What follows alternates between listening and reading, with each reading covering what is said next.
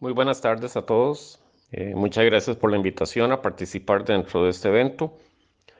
Vamos a hablar sobre la importancia de los depósitos de desborde lajárico y el estudio de los paleosuelos como una parte comprensiva para la evaluación o una mejor evaluación de la amenaza volcánica e incluso de otros tipos de eventos hidrometeorológicos como en este caso que nos toca en análisis.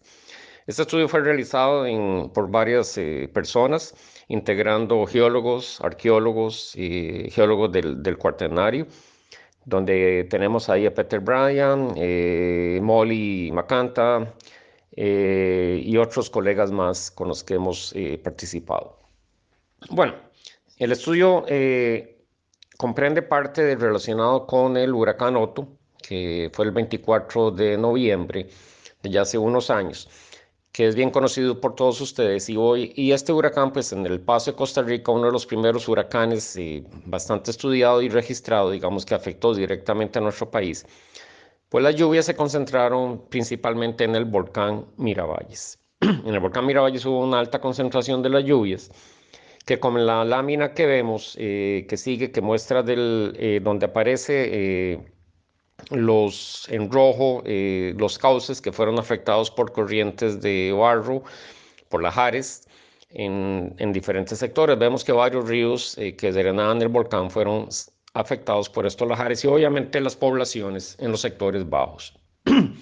En color más magenta son donde hubo la depositación de estos lajares y claramente la afectación y desgraciadamente, varias muertes y destrucción de casas con todos los efectos pues, conocidos por ustedes. Y en verde lo que se marca son algunos de los deslizamientos de modo esquemático que se mapearon durante el trabajo de campo realizado ahí.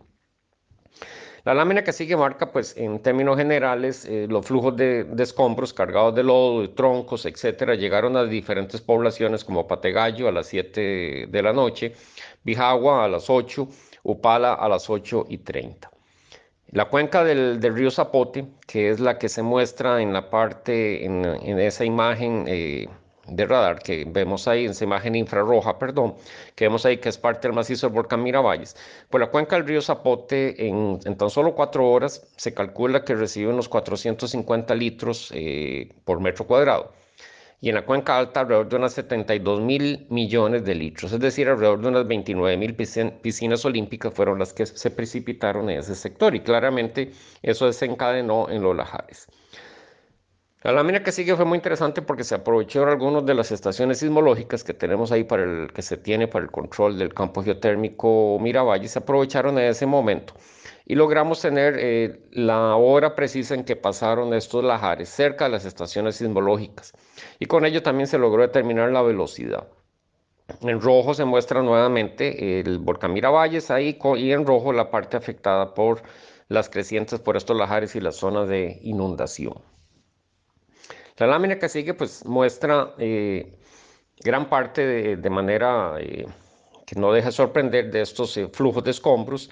Vean ahí que prácticamente eran flujos de rocas, ¿no? Obviamente fueron transportados por agua, pero vean que son flujos de rocas con muy poca carga de sedimentos finos. No había prácticamente arcilla en estos sectores. Eso de depositación, ahora vamos a ver las arcillas y los sedimentos más finos se depositaron aguas abajo.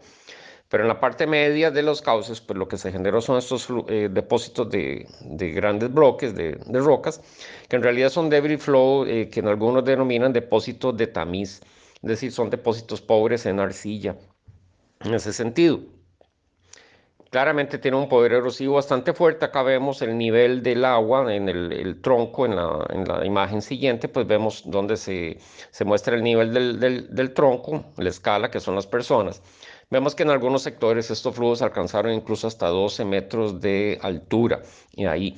Y después es muy interesante también en algunos sectores los flujos se desbordaron, que es parte de lo que vamos a trabajar ahora después. Se desbordaron, pero dejaron una sedimentación muy fina, muy tenue en algunos sectores. Entonces, en el cauce principal, una alta concentración de bloques y en los sectores de desborde, pues una concentración de sedimentos finos mucho más delgada. El poder erosivo, como muestra la lámina que sigue, pues es muy intenso, fue muy fuerte y se notan por las estrías, por prácticamente, desgraciadamente, varias casas fueron arrasadas desde su fundación. Lo único que quedó fue parte de los cimientos de estas casas, muriendo algunas personas que estaban muy cerca del cauce de los ríos. Eso es uno de los problemas a nivel nacional. Mucha construcción está en la zona cerca del cauce de los ríos de la inundación, y claramente después vienen los problemas que nacen de ello. La destrucción fue bastante grande, la acumulación de troncos, hubo también pérdidas no solo en personas, sino en otros tipos de bienes, ganadería, etcétera. Y acá nuevamente vemos cómo la depositación era en la parte central del cauce, gran cantidad de bloques, en la parte lateral, leves o malecones de troncos y algunas piedras, en ese sentido, algunos sectores rocosos. Bueno, muy interesante también, se encontraron que en las partes llanas prácticamente no habían bloques. Los bloques quedaron depositados en la parte de atrás, en el cauce principal, y en las partes llanas de inundación, pues lo que teníamos eran sedimentos finos. En el pasado, estas planicies habían sido interpretadas como depósitos lacustres, como posibles antiguos lagos que fueron colmatados por sedimentos. Hoy día vemos que en realidad corresponden con estos sectores de inundación de estos lajares en épocas pasadas. O sea, hubo un cambio en la interpretación de estos sectores planos, de interpretarse como posibles lagos antiguos rellenos, a más bien zonas de inundación de estos lajares de este reflejo. Hay un cambio en la interpretación geomorfológica que se dio en ese sentido. Entonces se demostró muy bien que donde se tiene una carga de sedimentos fuerte, cargando, transportando estos bloques grandes, en el momento que hay un cambio en la pendiente, o hasta un cambio ligero en la pendiente para que se dé una sedimentación, que los bloques grandes queden en la parte trasera, digamos, de la cola del lajar, y hacia el frente lo que se da es una depositación de los sedimentos finos, más bien. Es decir, pasamos de una zona de transporte a una zona de sedimentación de sedimentos finos, y eso se observó en muchos sectores estudiados acá. Acá vemos también ya en las partes más planas, alrededor de Bijagua, por ejemplo, pues lo que teníamos era una concentración de sedimentos finos y troncos en ese sentido. Es decir, en el registro geológico no va a quedar preservado. O vamos a hacer una mala interpretación. Por un lado vamos a tener una gran cantidad de bloques que los vamos a interpretar como lajares, pero los sedimentos finos a lo largo como eventos tranquilos, lo cual no era así. Estos sedimentos finos son el reflejo de los lajares hacia la parte superior de la cuenca. Y bueno, para la estimación del peligro geológico, pues que es lo que al fin y al cabo nos interesa, pues hay varios métodos. Obviamente tenemos el mapeo geológico, las dataciones de radiocarbono, que ahora vamos a hablar, que son de interés para determinar los eventos pasados, la termoluminiscencia, que es otro tipo de datación del cuaternario reciente, la arqueología también, que es válida, estudios geohistóricos, es decir, recopilar la información de la gente, la memoria. Y bueno, para la estimación del peligro de los lajares, pues hay que conocer las condiciones de los suelos, la estabilidad, los sedimentos finos, la alteración hidrotermal, precipitación, obviamente presencia de hielo, no en nuestro caso, vulcanismo y la sismotectónica. Durante estos eventos se vio que habían preservados, o sea, la erosión intensa que generaron estos lajares dejaron al descubierto una historia geológica que no conocíamos, porque estaba cubierta de vegetación. Ya la zona se había sido recorrida por muchos geólogos, pero la vegetación era tal que no permitía esta reconstrucción, no se observó toda esta serie de ciclicidad de eventos que había en el pasado. Ahí vemos que en color oscuro son los suelos, los paleosuelos antiguos, y separados por eventos, varios paleosuelos, y separados por estos eventos de gruesos de sedimentos que corresponden con lajares pasados. Bueno, para la estimación del peligro en Costa Rica se ha utilizado mucho este programa, que es el LAJAR-Z, que tiene sus ventajas. Es un programa relativamente simple, pero lo que utiliza es el volumen de los sedimentos. Y uno de los problemas en Costa Rica es que muy pocos lajares se les ha determinado el volumen de sedimentos que han bajado. Solo hay 4 casos en Costa Rica que hay una determinación del volumen, el resto no. Entonces, digamos, ahí tiene un problema que puede haber una sobreestimación o una subestimación de los eventos. Y el otro problema con el LAJAR-Z es que no hace una ponderación de la peligrosidad en función de probabilidad. Ahí entra el criterio de experto del geólogo, y esto estamos tratando de remediarlo o por lo menos de mejorarlo en ese sentido para lo que corresponde al volcán Irazú y al volcán Rincón de la Vieja, que somos los que estamos trabajando en este momento. Entonces, aunque el programa es muy útil, pues hay que también ponerle un criterio experto en ese sentido. Y bueno, acá se hizo una estimación de los diferentes volúmenes, simplemente para comparar, hacer una calibración con lo que había ocurrido en el volcán Miravalles. También hay otro tipo para determinar la peligrosidad, que es la altura de la columna de agua. Y esto es importante en este sentido, pero vemos que prácticamente ya una columna de agua, y especialmente si transporta bloques, se ha visto que a nivel mundial ya basta más de una columna de agua, más de 1 metro de espesor, para que los efectos dañinos sean bastante importantes en la infraestructura. Y si supera los 2 metros, probablemente la destrucción sea total. Y eso fácilmente se ha superado en lo que es a nivel nacional, especialmente si se transportan bloques grandes. Un aspecto muy interesante es la curva, esta curva que tenemos acá, que es la curva de Kanji. Esa curva de un geólogo que tiene mucha experiencia en ingeniería, pues la desarrolló, la tenemos en rojo, que corresponde a la curva de Kanji. Y lo que se tiene es el nivel de precipitación acumulada. Cuando el nivel de precipitación acumulada corta la curva, se podría dar una alerta en ese sentido, una alerta para hacer una alerta, llámese anticipada, temprana, como quieran llamarle en ese sentido. Y esta alerta, hicimos varias pruebas con casos reales y esta alerta puede ser desde 1 hora hasta varias horas con antelación. Esta curva la hemos presentado, no fue muy bien recibida por la gente por dos cuestiones. Una, porque la ven demasiado simple, o sea, y la ven tan simple que no puede ser que funcione. Y lo otro es porque consideran que hay que calibrarla, pero hasta la fecha nadie se ha puesto a trabajar en la calibración de esta fecha, lo cual estamos de acuerdo de esta curva que hay que calibrarla, claro, hay que tropicalizarla. Pero todo el mundo, digamos, dijeron que era demasiado simple, que había que hacer esa calibración, pero nadie la ha estado trabajando, pese a que ya ha sido presentada en varios eventos. Bueno, como les dije, pues aquí entramos ya en el tema. Encontramos que quedaron expuestos varios de estos sedimentos lajáricos antiguos, prehistóricos, separados por paleosuelos, con una secuencia bastante continua. Entonces trabajamos en varios sectores. Primero, originalmente pensamos trabajar con termoluminiscencia, pero la termoluminiscencia no dio prácticamente resultados. O sea, la plagioclasa no era un buen mineral para hacer dataciones. El mejor es el cuarzo es poco abundante en lo que es a nivel nacional, y entonces se pasó de realizar termoluminiscencia, que salió infructuosa, a dataciones del radiocarbono, que dieron bastantes resultados. Con estas dataciones tenemos una secuencia de más de 25 edades.